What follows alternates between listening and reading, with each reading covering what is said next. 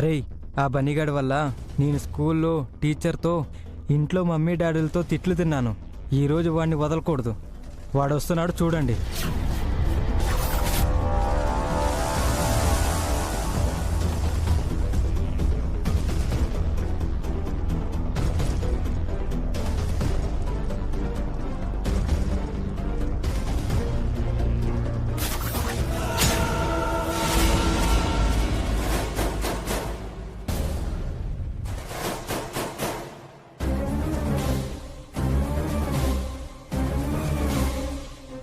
ఏరా బన్నీ, ఎక్కడికి వెళ్తున్నావు?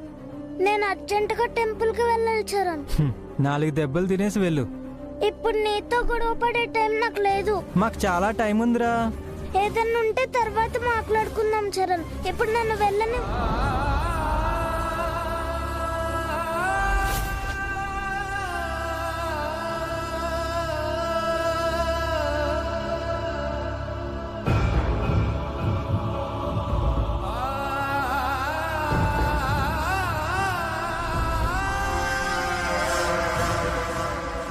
అయ్యా,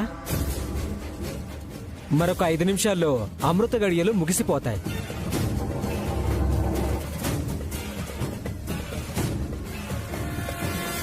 ఆలోపు అమ్మవారికి మాల ధరించకపోతే మీరు ఈ శాంతి పూజలు చేయడం కూడా వృధా. మరో మంచి రోజు చూసుకుని పూజ పెట్టుకోవడం మంచిది.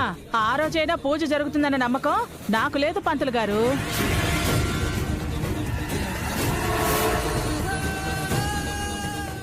ఎందుకంటే మంచి జరగాలని ఇక్కడ కొంతమంది మనుషులకు లేదు. ఈ వసువు వల్ల పూజ జరిగే అదృష్టం పోయింది. ఇక ఇంటికి వెళ్ళటమే మంచిది. అత్తయ్య ఆపుతావా? ఎందుకలా నోరు పారేసుకుంటున్నారు? మీ అత్తయ్య అన్న దాంట్లో తప్పే ఉందవి. మనందరికీ మంచి జరగాలని వసుకుంటే మాల ఎలా మర్చిపోతుంది? అలా అడుగుదనా? ఇప్పుడు మాల లేకుండా పూజ చేయటం కష్టమని పంతులు గారు అంటున్నారు. ఇప్పటికిప్పుడు మాల ఆకాశం నుంచి ఊడిపడుతుందా? లేక ఏదైనా అద్భుతం జరిగి ఎవరైనా మాల తీసుకొస్తారా?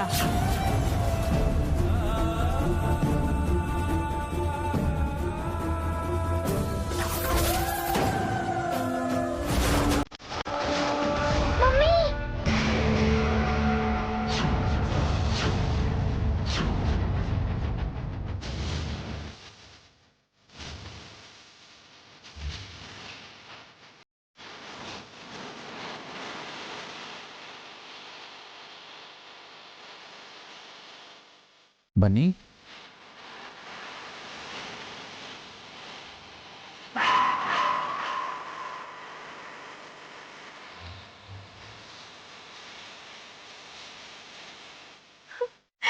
బన్నీ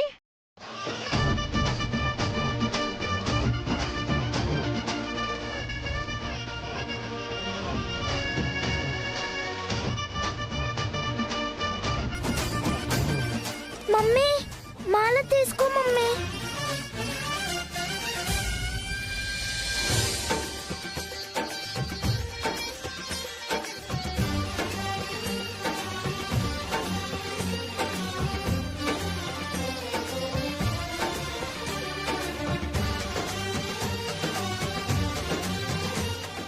ఈ మాల నీకెక్కడ దొరికింది బన్నీ?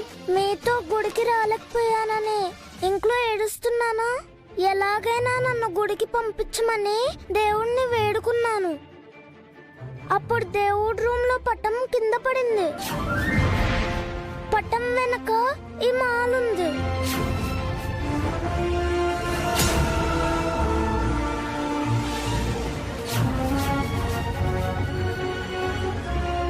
ఈ మాలెంతో ముఖ్యమని నానమ్మ చెప్పింది గుర్తొచ్చింది.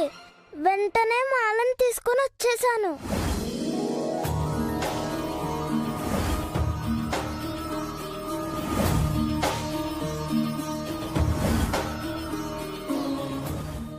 Thank you Bunny, thank you so much.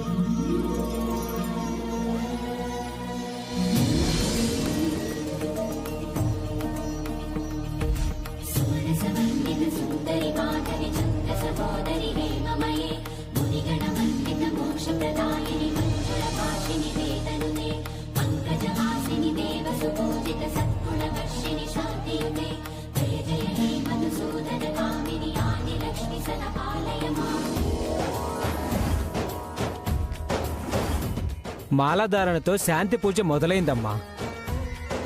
ఇప్పుడు గుడి చుట్టూ పొర్లు దండాలు పెట్టాలి.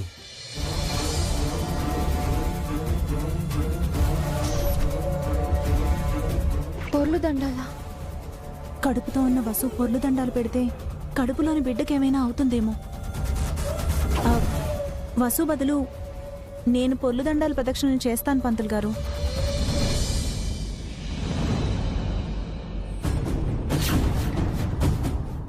పూజ ఎవరు చేస్తారు? వాళ్లే పొర్లు దండాలు పెట్టి పూజ చేయాలి.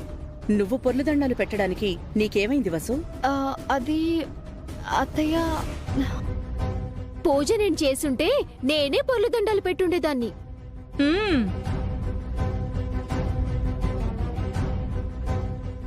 పొర్ల దండాలు పెట్టడానికి మమ్మీ ఎందుకు ఇంత ఇబ్బంది పడుతుంది? మమ్మీ బదులు నేనే ప్రదక్షిణలు చేస్తాను. పంతులు గారు, తను నేను కలిసే కదా పూజ మొదలు పెట్టాం. తన బదులు నేను ప్రదక్షిణ చేస్తాను. వద్దు డాడీ, మీ ఇద్దరి తరపున నేను పొర్ల దండాలు చేస్తాను.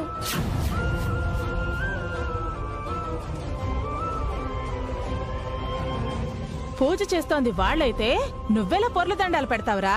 నేను ఈ అమ్మా నాన్నల కొడుకునే కదమ్మా. నేను దండాలు పెడితే ఏమవుతుంది? బాలవాక్కు బ్రహ్మవాక్కు అన్నారు. ఇంత చిన్న వయసులో తల్లిదండ్రులకి సేవ చేస్తాననడం, సాయం చేస్తాననడం చాలా పెద్ద విషయం. అలాగే చేయి బాబు. థ్యాంక్ యూ పంతులు గారు. ప్లాన్ అంతా బూడిదల పోసిన పన్నీరైందే. ఆఖరి నిమిషంలో మాలతో వచ్చి బొన్నిగోడు మొత్తం చెడగొట్టేశాడు.